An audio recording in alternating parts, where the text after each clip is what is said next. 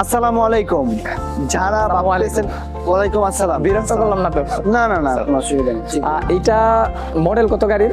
এর মডেল হচ্ছে 2020। এটা হচ্ছে আনরেজিস্টার্ড রিকন্ডিশন গাড়ি, তাই তো? এটার প্রাইস আপনারা কত কি রাখছেন? এটার প্রাইস হচ্ছে 39,50,000 টাকা। 39,50,000 প্রাইস আমাদের। এটা কি ফিক্সড প্রাইস? অটোমাস্টার সব গাড়ি ফিক্স প্রাইস। আপনি যে কোনো গাড়ি দেখবেন, প্রত্যেকটা গাড়ি হচ্ছে অটোমাস্টারের ফিক্স। আমি বাংলাদেশের সব জায়গায় তো হচ্ছে গাড়ি কিছুটা নেগোসিয়েশন করে হচ্ছে গাড়ি পারচেজ করা যায়, কিন্তু একেবারে কি ফিক্সড প্রাইস নির্ধারণ করে রাখছেন? অটোমাস্টার অনেক আগে থেকেই হচ্ছে প্রাইসটা ফিক্স করে রাখছে। এটা হচ্ছে ক্রেতাদের জন্য যাতে সুবিধা হয়, কারণ আপনি গাড়ি দেখবেন, গাড়ি অ্যাসেসমেন্ট করবেন, দেন হচ্ছে আমাদেরকে টাকা দিবেন। তার আগে আমাদেরকে 1 টাকাও পেমেন্ট করতে হয় না।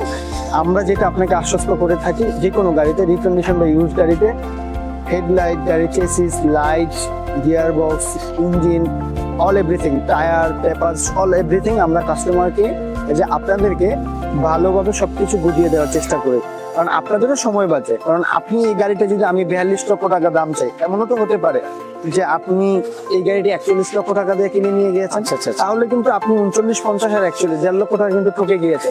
তো অটোমাস্টার কিন্তু আপনাদের সেই সুবিধাটা করে দিয়েছে স্যার।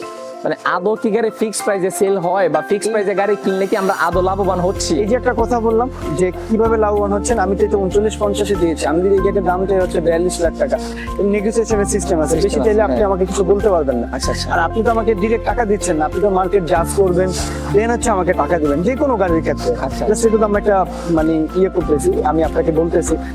কিন্তু ফিক্সড প্রাইসে কিনলে অবশ্যই ক্রেতাগণ হচ্ছে আপনারা জিতে যাচ্ছেন।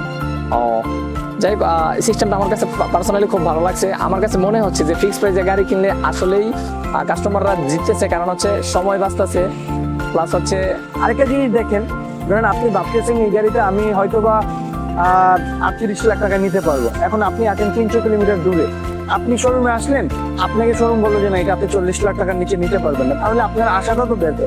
তার মানে আপনার একটা মাইন্ড স্যাটিসফ্যাকশন থাকতেছে যে অটোমাস্টারে আসলে আপনাকে এই প্রাইসে নিতে হবে। গাড়ি যদি ওকে থাকে তাহলে আমি গাড়ি নিয়ে নিচ্ছি, তাহলে আপনার সময় বাঁচতেছে। আপনার মাইন্ড স্যাটিসফ্যাকশন, বাসা থেকে একটা ক্লিয়ার আপনি একটা মেসেজ পাচ্ছেন যে আমি এটা কিনতে পারছি কি পারছি না। হ্যাঁ, তো এটা আপনার সময়ের জন্য বা সবকিছুর জন্য কিন্তু আপনার এটা বেটার। ইভেন আপনাকে যে একটা নেগোসিয়েশনে যেতে হচ্ছে না, আপনি সঙ্গে যাচ্ছেন কিনা বা জিতে যাচ্ছেন কিনা, এটারও আপনার একটা চান্স আছে। আপনি মার্কেট জাজ করে আমাদেরকে পেমেন্ট দিবেন। আর কিছু বলবেন? না না, আমার কাছে মনে হয়েছে যে অটোমাস্টার থেকে ফিক্সড প্রাইসে গাড়ি কিনলে সম্ভবত কাস্টমার অবশ্যই অটোমাস্টার থেকে আপনি যদি ফিক্সড প্রাইসে গাড়ি কিনেন, ভালো একটা, আমার কাছে মনে হয় যে একটা আস্থার জায়গায় আপনি এসে থাকবেন। আমি বলবো যে অটোমাস্টারটা জাস্ট আপনি একটু ভিজিট করেন, আপনি তো আসেন, ইনশাআল্লাহ আপনি ঠকবেন না। সবাই ভালো থাকবেন। আসসালামু আলাইকুম।